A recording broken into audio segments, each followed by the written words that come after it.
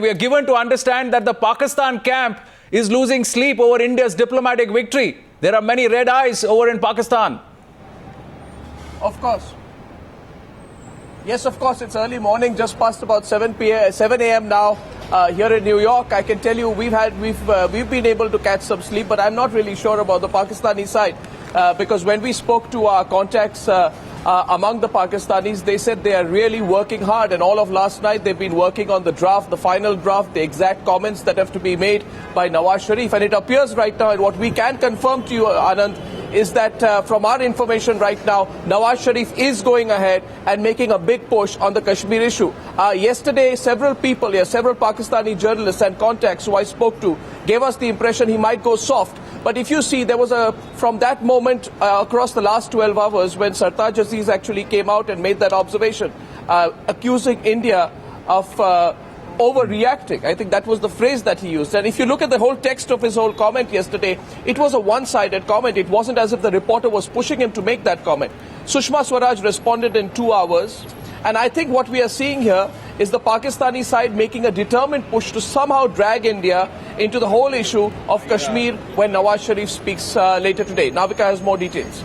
Well, it is very clear Pakistan is extremely upset about the fact that India is getting the red carpet. It is a Modi-Obama meeting that is going to happen in Washington, D.C. in 3 days from now. But it's no such reception for Nawaz Sharif. And what does then Pakistan do to attract attention and to try and put India into a corner? It raises the Kashmir issue. And that's what top officials on the Pakistani side have been working on. In fact, till late last night, the drafting of the speech was going on. Remember, the speech is in a few hours from now, about 4 or 5 hours from now, and the last minute work on the speech still going on the Pakistani side. And what we are being told by our sources, Arnab, is the fact that the Kashmir word is going to be there, because that's the only way Pakistan can try and isolate India on the global stage here at the UNGA. And coming as it does, Nawaz Sharif gets an opportunity to speak a day before Prime Minister Narendra Modi is slated to speak tomorrow morning. And therefore, he's going to try and take that initiative to try and push India into a corner. As you said earlier, Sartaj Aziz's statement was meant to provoke India.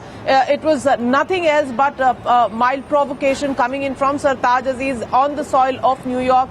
And Sushma Swaraj was very firm when she said that the vitiation of the atmosphere has been done by the Pakistani side and the ball is entirely in their court. But you know, Arnab, do you also this morning here? Arnab, do you also get the sense when you are speaking, do you also get the sense, you mentioned Sartaj Aziz's comment, you mentioned Sushma Swaraj, do you get the sense that India is saying, telling Pakistan, you derailed the talks, now you figure out how you want to get it back on track. We are not looking at you. We are looking at US. We are looking at the larger issues. So is that what Modi is going to also do? Is he just going to ignore Pakistan altogether?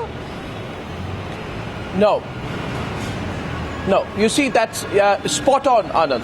The whole attempt, as of this morning on the Pakistani side, and I'd like to confirm here that my sources tell me that the Pakistani side had a post-dinner meeting yesterday, which is speaking a lot. They had a late dinner meeting, and then their meeting went on to almost close to midnight. So they are working quite hard on that.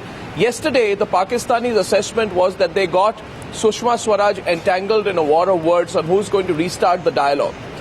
If you notice what Sartaj Aziz said, it was on restarting the dialogue. They feel that the whole issue right now here at the UN should be the focus of who's going to restart the dialogue. Keep in mind, Anand, that America has invested over years billions of dollars and aid, civilian and military, into Pakistan. And America feels sort of vested in Pakistan.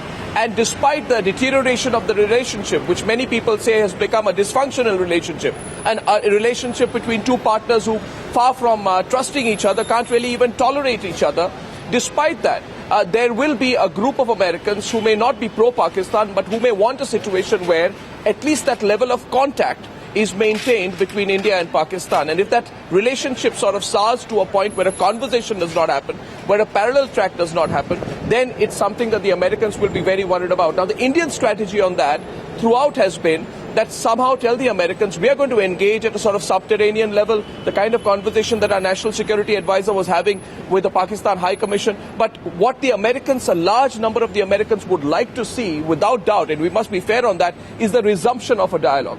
I do not see any indication of that in the day's biggest talking point, which is Narendra Modi's op-ed which has come out, been published this morning here in New York in the Wall Street Times. Navika can tell you more about that. It appears, as far as the Indian strategy is concerned, that of course they know there's going to be a big Pakistani thrust, a push from their side to somehow get the whole process for the resumption of dialogue and the moral imperative for doing that on the Indian side. But I think if you read Narendra Modi's op-ed in the Wall Street Journal this morning, far from doing that, he's actually looking the other way. He's focusing entirely on a totally different gamut of issues. Navika. He's really talking about Indo-American relations. He's not once looked at the issue of Pakistan or the regional problems that India seems to have. He talks about the flux in the global order, but that's where he stops. He doesn't talk about Pakistan at all, doesn't even allude to Pakistan, clearly showing that when he is going on to the global stage, it is global issues that he is interested in, and of course the development issues of India and a partnership between India and America that will be the focus of Narendra Modi when he is in New York. But he is certainly not going to fall to the bait of the Pakistani side to try and respond to Pakistan, to try and acknowledge Pakistan and try and get into a war of words with them. Sushma Swaraj, the External Affairs Minister, did that, put the ball back in the Pakistani court, and that's where it's going to stay.